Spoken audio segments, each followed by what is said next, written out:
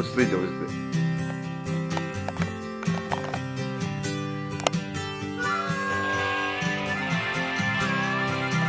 うお怖いぐらいでかい。う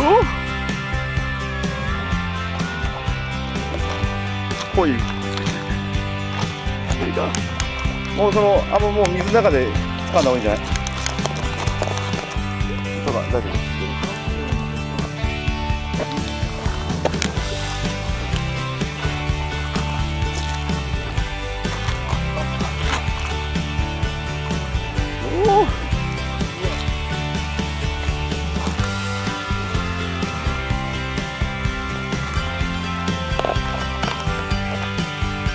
すげえ。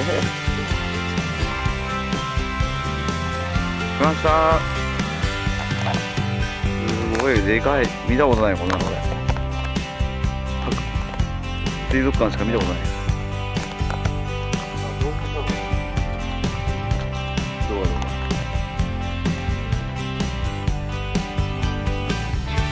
50を超えました。イエーイ。50オーバーです。すごい。